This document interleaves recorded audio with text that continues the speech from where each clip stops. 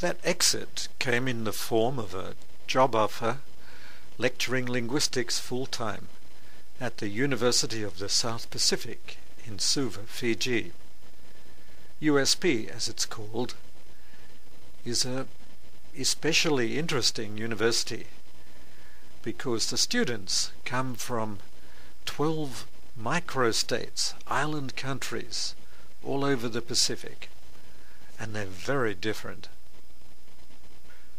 My car in Suva was an old Honda Civic with a very rusty floor, but here it's in disguise, taken over by a group of cheerful ladies as a float in a parade. A lecturer who was leaving introduced me to the yacht club, a very colonial place, and sold me his yacht, well, a 6.5-meter sailboat, which was interesting because I like sailing.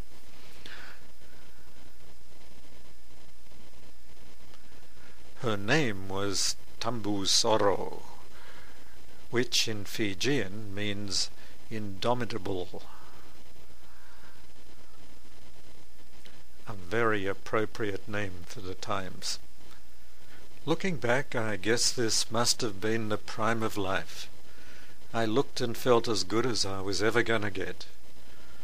For some strange reason, my mother hates this photograph. I was really busy lecturing linguistics and trying to do research, but out on the streets other things were happening. There was a military coup, and the value of my salary dropped by 30% as the local currency was devalued. There is a strong macho strain in the local Fijian culture. I could see there would be a long and bitter struggle.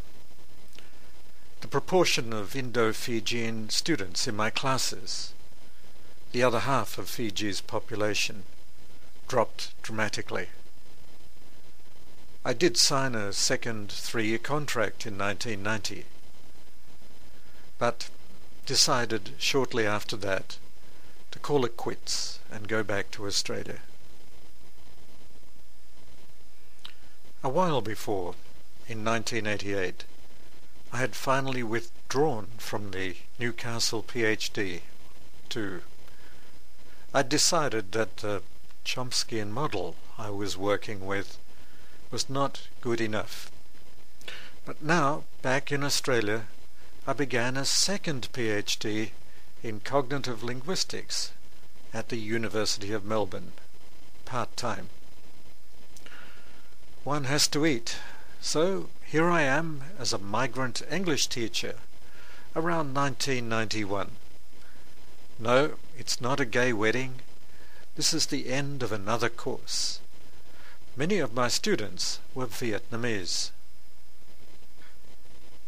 As an 18-year-old, when I went to get a driving license, the man said I was a menace to the public and made me wear spectacles. I hated the things.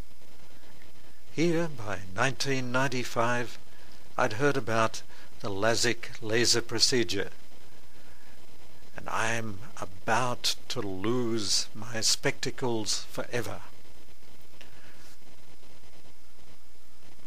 That operation was the best thing I ever did. As the years slipped away, it became clear that my fascinating work with cognitive linguistics, how do you make language inside of your brain, was going to take forever, and I wasn't going to live forever. So I put it on hold and got a job in a TAFE. Here I am with a group of very nice lady teachers in about 1995.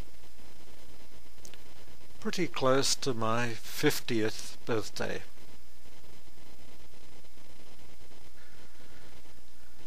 The TAFE teaching was a bit like a 9-to-5 job for my taste. So I had dreams of wanderlust again. Here I am, hiding out in Vietnam in 1996.